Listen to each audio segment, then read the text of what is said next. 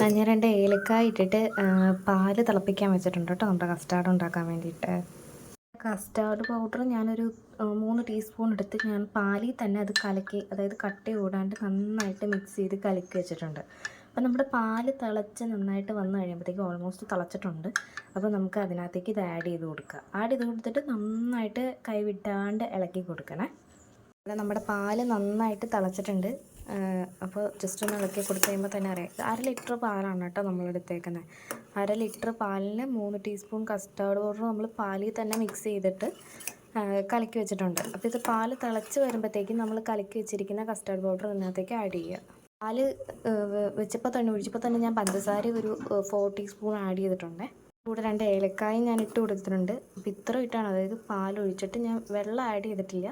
വെള്ളം ആഡ് ചെയ്യേണ്ടത് തന്നെ 2 ഏലക്കായും അതുപോലെ തന്നെ 4 ടീസ്പൂൺ ഷുഗറും ആഡ് ചെയ്തിട്ടുണ്ട്. പിന്നെ നമുക്ക് നന്നായിട്ട് തിള വന്നിട്ടുണ്ട്, കണ്ടോ, നന്നായിട്ട് തിളച്ച് വന്നിട്ടുണ്ട്. അപ്പോൾ ഇതിനകത്തേക്ക് നമുക്ക് കസ്റ്റാർഡ് പൗഡർ ആഡ് ചെയ്ത് കൊടുക്കാം. നമ്മൾ മിക്സ് ചെയ്ത് പാലിൽ കലക്കി വെച്ചേക്കുന്ന ആഡ് ചെയ്ത് കൊടുക്കുക. നമ്മൾ കസ്റ്റാർഡ് പൗഡർ ആഡ് ചെയ്ത് കഴിഞ്ഞാൽ പിന്നെ കൈ വിടാണ്ട് നന്നായിട്ട് ഇളക്കിക്കൊണ്ടിരിക്കുക, കാരണം നന്നായിട്ട് തിക്കാവുക. കസ്റ്റാർഡ് നമുക്ക് നല്ല സെറ്റായിട്ട് കിട്ടിയിട്ടുണ്ട്, കണ്ടോ. നമ്മൾ ഫ്ലെയിം കുറച്ച് വെച്ചിട്ട് നന്നായിട്ട് ഇളക്കി കൊടുക്കണം, അടുക്കി പിടിക്കാണ്ട് നോക്കുകയും ചെയ്യണേ. അപ്പോൾ ഈ ലെവലിൽ നമുക്ക് കിട്ടിയിട്ടുണ്ട്. അപ്പോൾ ഇതിനൊന്ന് ചൂടാറാൻ വേണ്ടി നമുക്ക് റെസ്റ്റ് ചെയ്യാൻ വെക്കാവേ.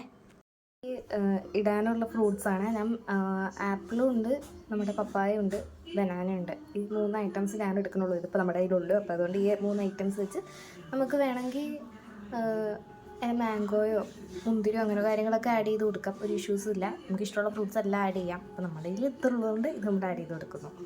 അപ്പോൾ അങ്ങനെ നമ്മുടെ കസ്റ്റാർഡ് റെഡി ആയിട്ടുണ്ട് കേട്ടോ. ഇതൊന്ന് ജസ്റ്റ് ഒന്ന് ഫ്രിഡ്ജിൽ വെച്ച് കൂളായി കഴിയുമ്പോൾ നമുക്ക് കഴിക്കാം കേട്ടോ. സെറ്റാണ്.